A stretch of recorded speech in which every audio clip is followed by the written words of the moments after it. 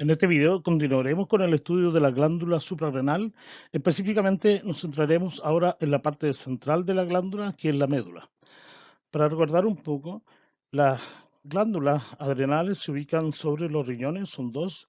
Tiene una corteza y una médula. La corteza es aproximadamente el 80% de la glándula y la médula, la que vamos a estudiar hoy, tiene aproximadamente un 20, ocupa un 20% del volumen de la glándula y produce las hormonas adrenalina y noradrenalina. La figura muestra los diferentes estímulos para la secreción de las hormonas de la glándula adrenal.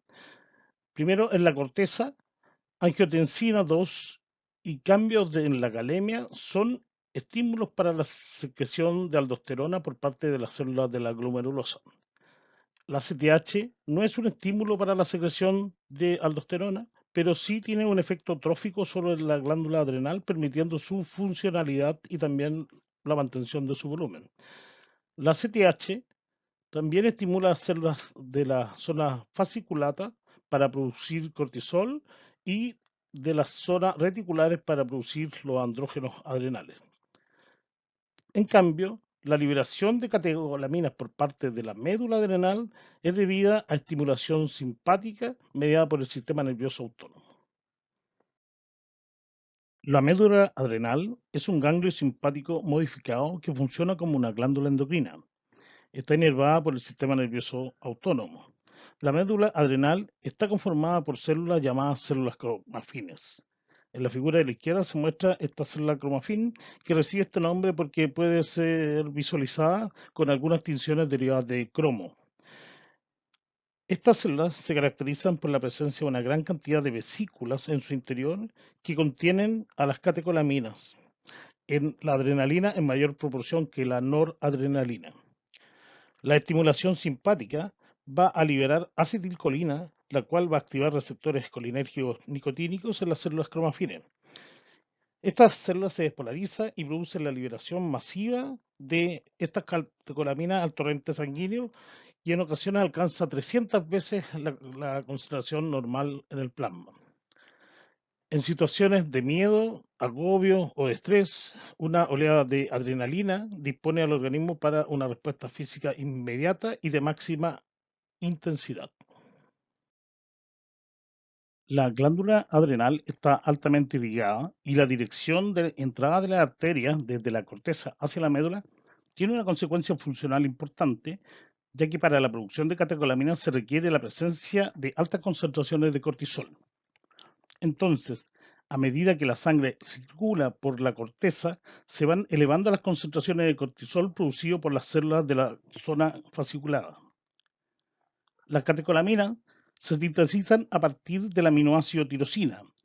La actividad simpática va a estimular a la enzima tirosina hidroxilasa para la producción de dopa, la cual a su vez se convierte en dopamina, un intermediario en la producción de catecolaminas.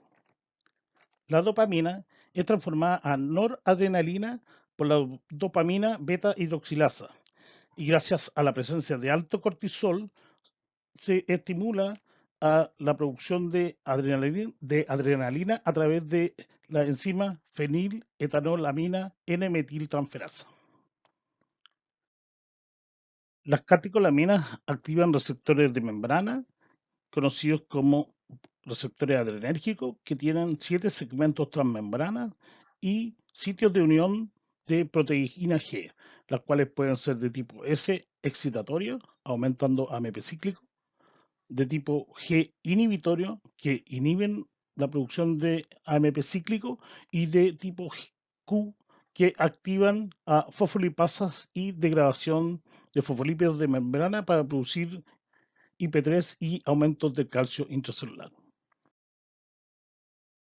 Los receptores adrenérgicos se pueden clasificar como receptores de tipo alfa o beta y a su vez estos en subtipos de receptores como alfa 1, alfa 2 o beta 1, beta 2 y beta 3. Cada uno de ellos tiene diferentes funcionalidades. Esta figura resume los mecanismos de acción de las catecolaminas sobre los receptores adrenérgicos. Cuando las catecolaminas activan receptores de tipo beta 1 o beta 2, van a acoplar una proteína G de tipo excitatorio que activa adenilciclasa y produce aumentos de AMP cíclico. En cambio, cuando activan receptores de tipo alfa 2, estos van a producir inhibición de adenilciclasa y por lo tanto disminución de los niveles de AMP cíclico.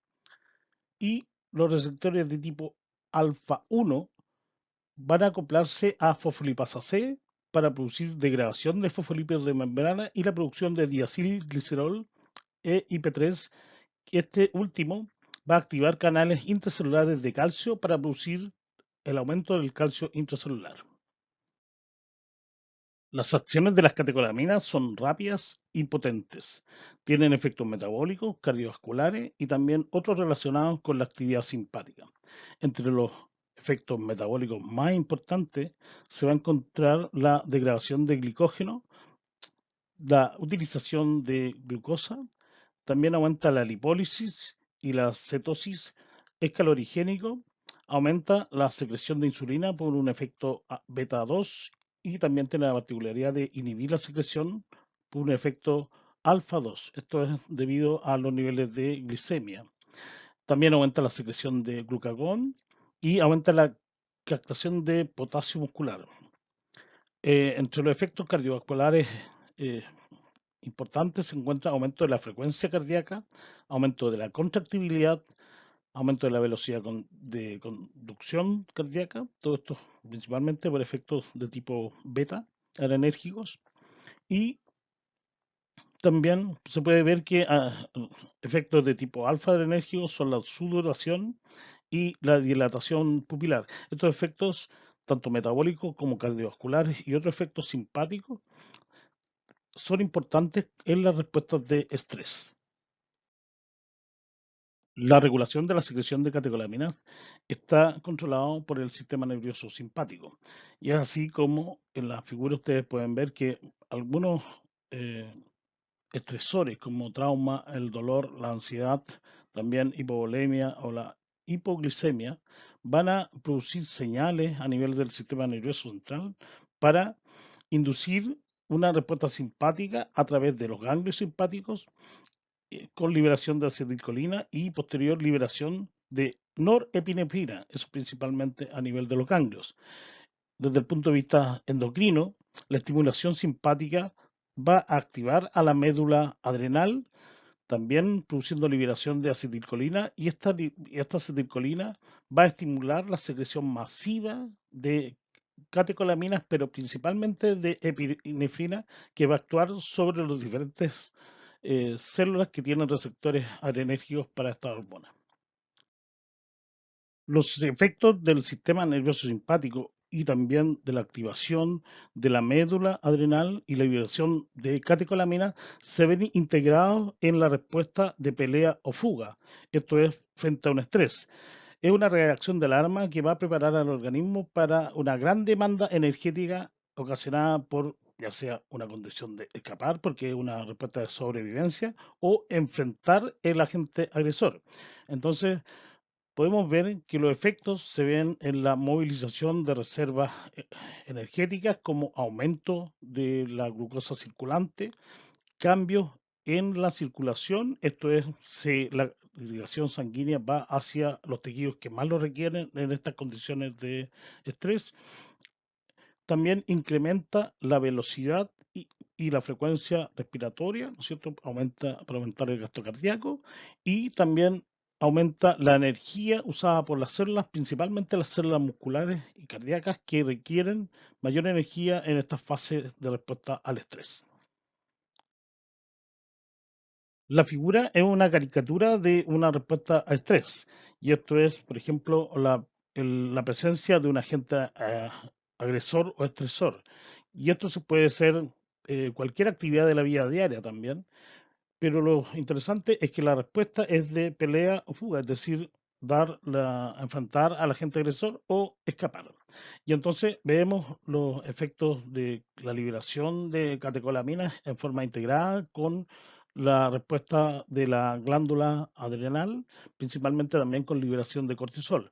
Entonces existe alerta y por lo tanto midriasis, esto es apertura del campo visual, también se produce palidez y sudoración, y esto es producto de la redistribución de flujo sanguíneo, aumenta la frecuencia respiratoria, ¿no es cierto? Aumenta también el flujo sanguíneo hacia los músculos, disminuye la motilidad gástrica y la secreción de ácidos porque son menos requeridos en este tipo de respuesta, y también hay un cierre de esfínteres. Como hemos visto hasta acá, la liberación de catecolaminas, principalmente adrenalina, al torrente sanguíneo, va a activar receptores adrenérgicos en diversos órganos, aumentando la frecuencia cardíaca, elevando la presión sanguínea y liberando del hígado cantidades suplementarias de glucosa que apoyan el trabajo muscular. En conjunto, estos efectos constituyen una respuesta de lucha o huida que nos prepara para el combate o la fuga ante el peligro. Sin embargo, si el estímulo estresante persiste, se produce una respuesta global del organismo que involucra la participación de otras hormonas que producen la adaptación a esta condición. Esta se conoce como la fase de resistencia, ya que el efecto metabólico de la adrenalina es de corta duración. Otras hormonas metabólicas entran en juego en esta etapa, como la hormona del crecimiento y el glucagón. Sin embargo, el efecto metabólico a largo plazo se debe a las acciones de cortisol, que en condiciones de estrés permanente sobrepasa el mecanismo de feedback negativo y permanece elevado. Esto es de ayuda por un tiempo, pero luego se torna peligroso ya que el cortisol tiene un potente efecto proteolítico que puede dañar severamente la estructura muscular.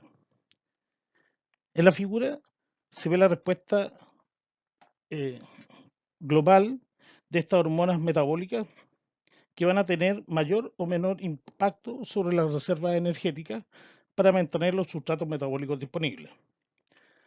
Se ve, por ejemplo, que la hormona del crecimiento y el glucagón van a activar y movilizar las reservas energéticas, principalmente lípidos y cortisol, principalmente glucosa y aminoácidos. También se ve el efecto de la aldosterona, que esta va a mantener la bulimia y los electrolitos durante estas condiciones de estrés permanente. Estas respuestas de estrés también se manifiestan clínicamente y se conocen como el síndrome de adaptación general al estrés. Por ello, la sobrevida del ser humano, de las personas en condiciones de peligro, son el resultado del proceso secretor de la glándula suprarrenal y sus hormonas catecolaminas en la médula y cortisol en la corteza suprarrenal.